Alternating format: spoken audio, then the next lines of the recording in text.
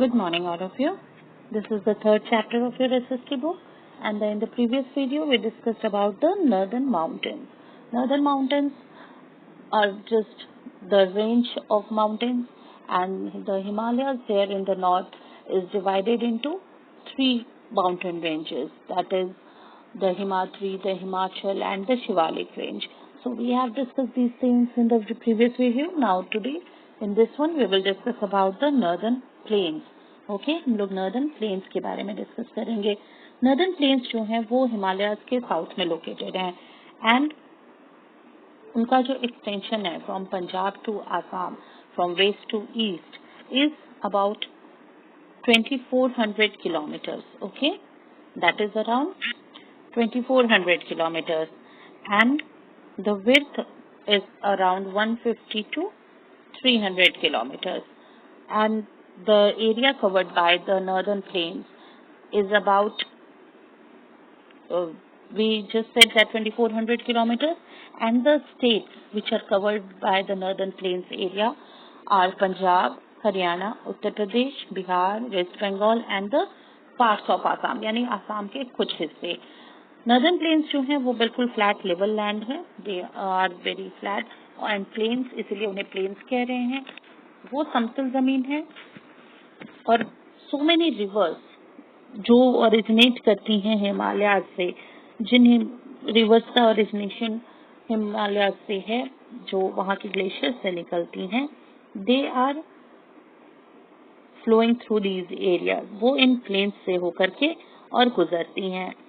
So they make this area fertile and rich. Okay, जो area है इन northern plains का, क्योंकि यहाँ से rivers which are originating from the Himalayas are flowing through, तो ये उस लैंड को, वहाँ आसपास के लैंड को बहुत ज़्यादा रिच और फर्टाइल बना देती हैं, because they have water through out the year. Okay, तो जो लैंड है वो बहुत ही ज़्यादा फर्टाइल हो जाता है and a wide variety of crops grow here. बहुत ही ज़्यादा वैरायटी ऑफ क्रॉप्स, हर तरह के क्रॉप्स लगभग यहाँ ग्रो किए जाते हैं नॉर्दर्न प्लेन्स के एरिया में. वैसे areas which are watered by the river, कोई main river and the tributaries, और उस रिवर की ट्रिब्यूटरी मीन्स सहायक नदियाँ, वन मेन रिवर, और जब वो और भी दूसरी उस एरिया में फ्लो करने वाली रिवर्स आकर के उनमें मिल जाती हैं, तो they are called the tributaries. So an area watered by a river and its tributaries is called a basin. और जो northern plains हैं उन्हें 3 river basins में डिवाइड किया गया है. The first one is the Ganga basin. Okay, first one is the Ganga basin, second one the Brahmaputra basin, and the third one is the Satluj basin. In 3 river basins में divide किया गया है northern plains को. So first of all we will learn about the Ganga basin.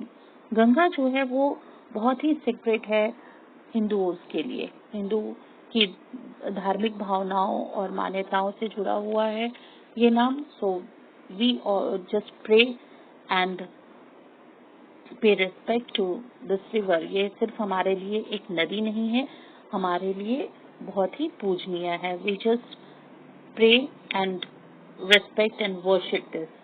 सो इसका जो गंगोत्री का, इसका जो ओरिजिनेशन है गंगा रिवर का, it is from the Gangotri glacier जो हिमालयन रेंजेस में है.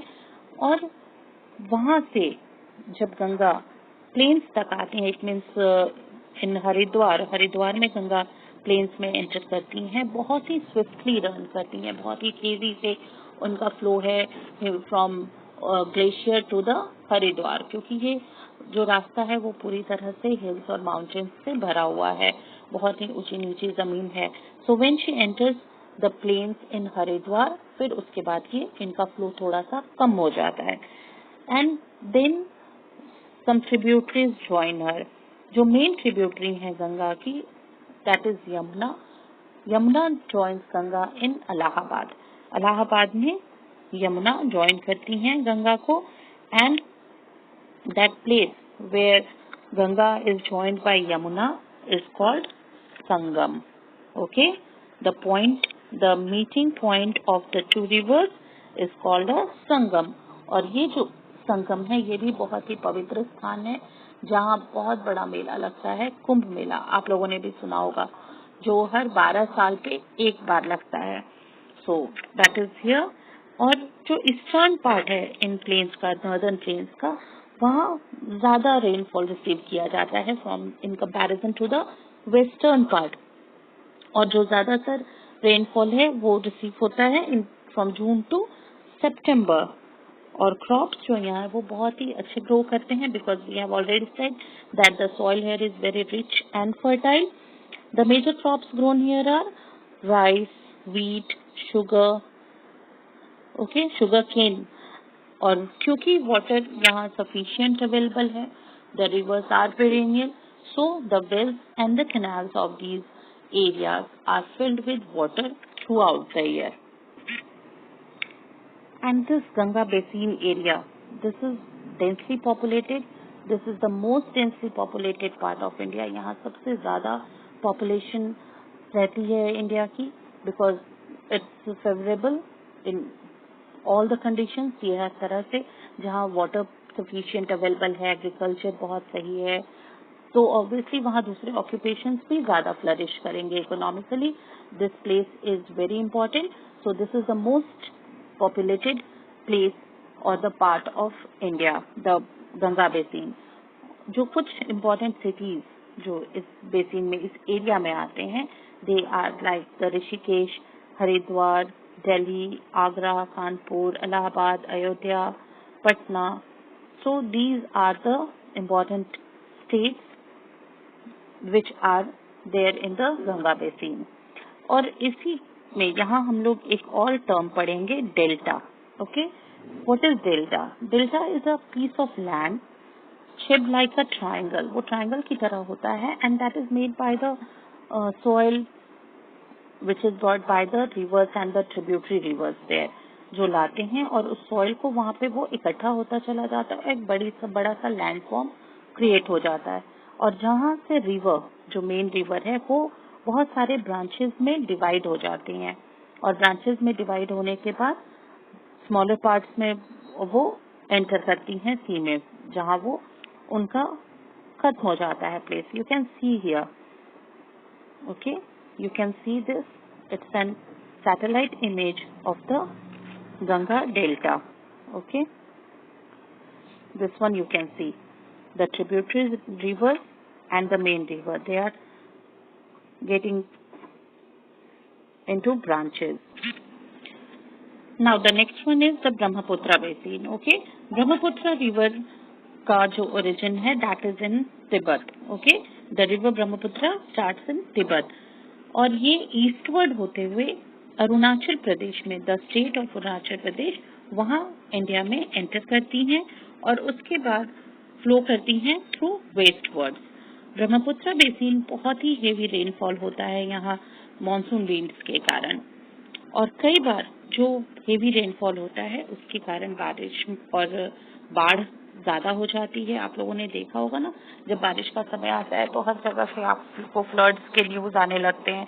सो in this basin, the Brahmaputra basin, flood बहुत ज्यादा होते हैं इसके सराउंडिंग एरिया में। लेकिन फ्लड के कारण क्या होता है, अभी हम लोगों ने सिल्ट डिस्कस किया था। Silt is the fertile soil, जो सॉइल रिवर्स अपने साथ कैरी करती हैं, okay, the soil which is carried by the river, वो फ्लड के बाद जो सॉइल होता है वो उन एरियाज में रह जाता है। सॉइल बहुत ज्यादा दूर तक नहीं फ्लो होकर के जाता है और उस पूरे एरिया में वो सिल्ट फर्टाइल सॉइल रह जाता है।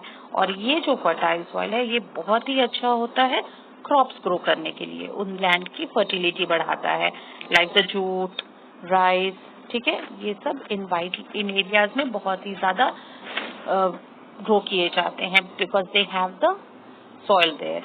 Now the next one is the Satluj Basin। Sutlej basin जो है वो सतलज और उसकी ट्रिब्यूटरी रिवर्स के से बना हुआ बेसिन है, पर इस एरिया में बहुत ज्यादा रेनफॉल नहीं होता है, बारिश बहुत ज्यादा इन एरियाज में नहीं होती है, like in Punjab and Haryana. तो ये जो स्टेट्स हैं वो ज्यादातर डिपेंड करते हैं रिवर डैम पे, कैनाल्स पे, जो इन रिवर्स के थ्रू अलग अलग जगहों तक बनाया गया है, the channel of the canal that. So वहाँ जो इरिगेशन है वो डिपेंड करता है डैम्स और कैनाल्स के वाटर पे।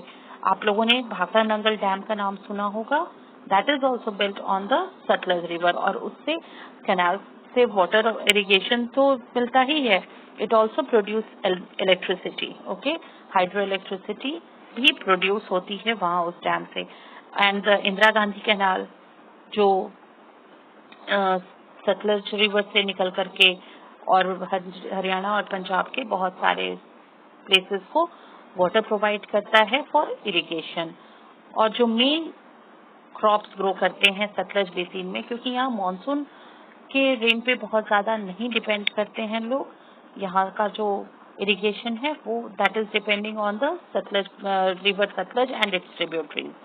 So the main crops grown here are cotton, sugarcane, okay, और जो मेन शहर हैं, कुछ important cities which are in this river basin, they are the Chandigarh, Jalandhar, Patiala, Ludhiana, Ambala, Amritsar. They all are the cities of Punjab and Haryana. Okay, so this is all about your three river basins. The northern plains are very important for us, क्योंकि ये agriculture के लिए बहुत सही है। यहाँ बहुत सही तरीके से एग्रीकल्चर होता है, different variety of crops grow किए जाते हैं।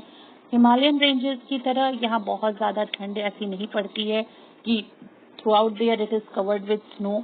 सो ये सेटल होने के लिए बहुत ही अच्छा प्लेस है northern plains, people get settled here. तो और भी दूसरी बहुत सारी एक्टिविटीज़ होती हैं, लोग अलग अलग ऑक्यूपेशंस में इन्वॉल्व होते हैं। So this is very important for अस। और बहुत सारे जो इम्पोर्टेंट सिटीज़ हैं या जो पुराने सिटीज़ भी हैं वो भी इन्हीं रिवर बेसिन्स और along the river banks they developed, okay, like the Patna, Varanasi, ये सब बहुत पुराने शहर हैं। So they are also along these river banks only. और क्योंकि ये प्लेन्स हैं, ये फ्लैट लेवल लैंड है, तो यहाँ network of roads and the trains also it's very good. बहुत ही आसान है यहाँ रोड बनाना और ट्रेन्स के लिए track banana. So that helps in transportation also, ताकि एक जगह से दूसरी जगह तक चीज़ों को पहुँचाया जा सके।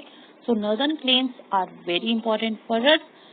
You have to go through the chapter and learn it. आप फिर से तीनों माउंटेन रेंजेस पढ़ेंगे, रिवर बेसिन्स पढ़ेंगे, go through it and solve the back exercises and new words also. You have some new words here. जो glossary है आपकी वो आपको learn करना है. Okay? Thank you.